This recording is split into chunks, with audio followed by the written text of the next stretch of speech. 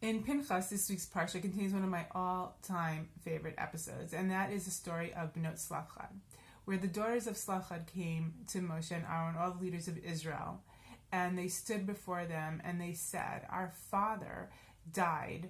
He wasn't a member of Korach and the congregation that rebelled against God that we just read about previously, but he died from his own sin, and he had no son. And why should his name be erased? Now give us inheritance with our father's brothers when they enter the land of Israel.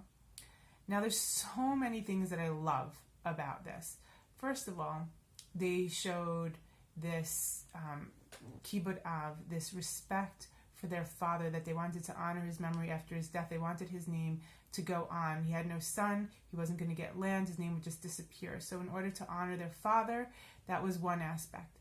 Another aspect is they showed their love, their desire for the land of Israel, which God promised to us, which was the land of our forefathers, and they had a desire for that land. Another thing they showed was they said, give us land with our father's brothers. They showed the love for their tribe. They showed this familial love. And the last thing, which is, to me, the clincher, was a sense that was something that could be done. They didn't just say there was no precedent for this in the past, that Moshe just got the Torah and we didn't learn anything about this. There's nothing we can do about it. We just have to suffer a lot. They felt a deep injustice, and they were going to do everything in their power to try and see if they can change the status quo. And they went to the leader, to Moshe Rabbeinu. That could not have been an easy thing. They stood before him and they made this request. That takes so much nerve. And you know what? Moshe, he sensed their sincerity. He didn't just say, I'm sorry, women. Nothing has ever been like this. It's not in the Torah God just gave me. You're just going to have to suffer your lot. He didn't say that. He felt their pain and he took it up to God. And you know what God said? God said, Cain dobrot Bnot Tzlelafchod. They spoke correctly. Listen to them. And then God continued to go on to give Moshe the set policy of what's to be with inheritance if there are no sons. And to me, this is unbelievable what they accomplished. And what they accomplished was they managed to have their father's name go on in perpetuity. It's only put in there in the Chumash as Bnot Tzlelafchod when it first introduces them, because of this incident that they went and fought for it. His name goes on forever, written in the Torah and in a nachal, an inheritance in the land.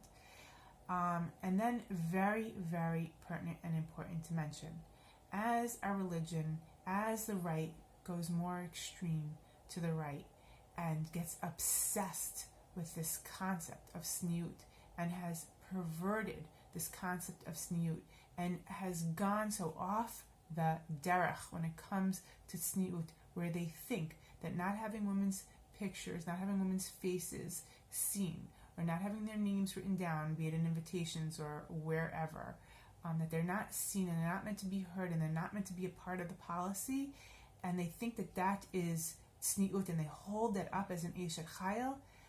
That is a perverse version of our Torah. What is stated here in our holy Chumash, in Parsha Pinchas, given by God, is their names. It says Machla, Noah, Cholga, Milka, Tirza. Each one of their names is written there on black ink to go on forever in the Torah, that is not allowed to ever be erased. God is saying that is their names. He mentions each one of these women because they all had a bit of God, their essence, what to contribute to society. Each one of these women represented, their essence is represented by their name, have what to give. And God said their voices, He condoned their voices being heard. He said, Cain dobrot Bnot Tzlelafchod. They spoke correctly. You can listen to this is reminiscent when God says to listen to what they said, just like when God told Abraham to listen to the call of Sarah. She speaks, she has bina, she has wisdom, she understands the situation, and you have to listen to her before deciding what to do. Okay? Our religion, our rabbis, our policymakers need to understand that our voices have what to contribute. and that they have to be heard and they have to be understood and they have to be taken into consideration before we make policy, because sometimes we can have something to add and understand and know what should be, and that should be taken seriously considered, and sometimes policy should be made from it, as God did himself. And it is not a measure of sniut to erase women. Women are allowed to be seen, heard, spoken, and exist when they're representing, when they're doing what's right. It's the biggest Kiddush Hashem we can possibly make. Of course, there is a way of women being seen and heard that is not sniut. We could talk about that another time, but that does not have to do with anything that we're talking about here when we're trying to do the will of God in the right way and follow the Torah in the right way.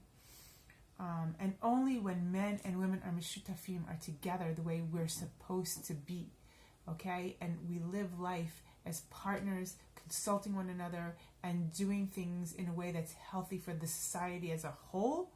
That's when we will be successful. That's when we will have a good future, and that's when we can live in this land morally, ethically,